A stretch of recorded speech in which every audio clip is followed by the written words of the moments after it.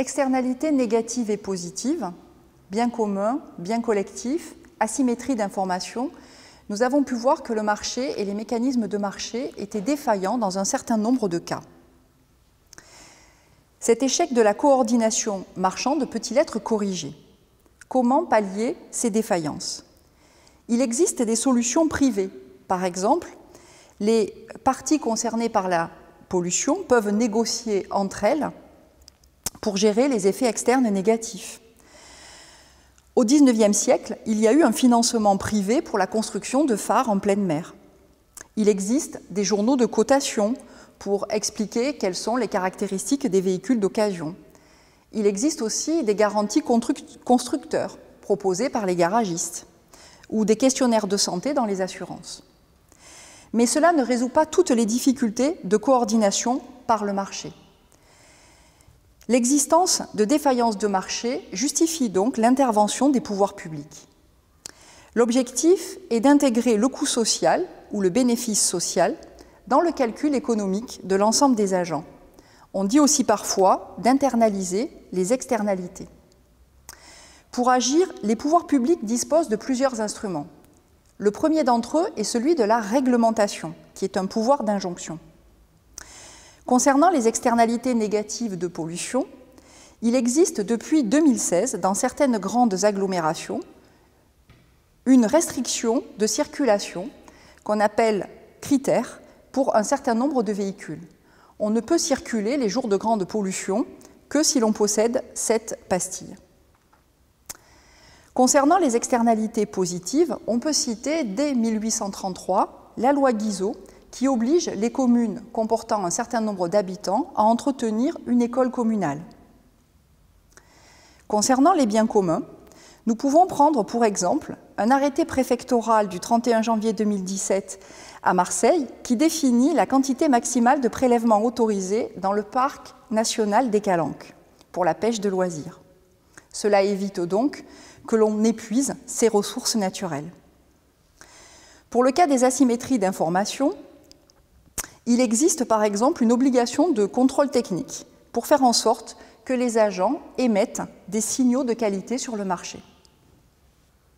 Les pouvoirs publics ont aussi la possibilité d'utiliser comme outil les taxes et les subventions que nous avons déjà vues dans le chapitre sur le marché concurrentiel.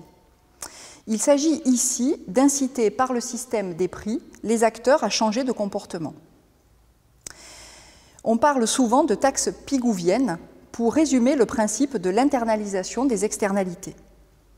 Il existe par exemple en France une taxe carbone qui est appelée contribution énergie-climat et qui est intégrée dans la taxe intérieure de consommation sur les produits énergétiques. En effet, dans le graphique ci-contre, nous pouvons voir que la situation d'équilibre du marché ne permet pas une allocation optimale des ressources. En effet, les quantités échangées sont supérieures aux quantités optimales et le prix de marché est supérieur. En obligeant le producteur à tenir compte de ces effets externes et à intégrer le coût marginal social dans son calcul, la courbe d'offre du producteur se déplace vers le haut du montant de la taxe. Le nouvel équilibre est atteint pour des quantités inférieures et pour un prix supérieur. L'allocation des ressources est maintenant optimale. Cela ne veut pas dire qu'il n'y a plus du tout de pollution dans notre économie, mais que tout simplement ces effets externes sont pris en compte et que la taxe pourra permettre notamment de financer les coûts de la dépollution. Les pouvoirs publics possèdent aussi d'autres outils économiques pour faire face aux défaillances de marché et aux externalités négatives de pollution. Ils peuvent par exemple utiliser le budget de l'État pour financer des biens collectifs, notamment les feux d'artifice, l'entretien des phares, la construction de trottoirs ou l'éclairage des rues. Ils peuvent aussi procéder à la redéfinition de droits de propriété. Par exemple, en Europe, depuis 2005, il existe un marché des quotas d'émissions de rejet de CO2 pour certaines entreprises. Vous verrez cela en classe de terminale. Il existe aussi d'autres outils pour faire face à l'aléa moral, par exemple en matière de santé. Des campagnes de sensibilisation pour faire évoluer les comportements, notamment des conseils de soins, de nutrition ou aujourd'hui de gestes barrières. Pour conclure, nous avons vu que le marché concurrentiel est efficace pour l'allocation des ressources quand il s'agit de biens privés et que la situation de marché est concurrentielle.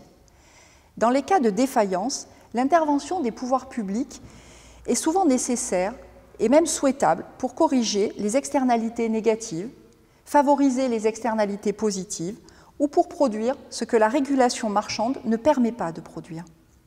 En terminale, vous aborderez plus particulièrement la question de l'action publique pour l'environnement et notamment celle du changement climatique.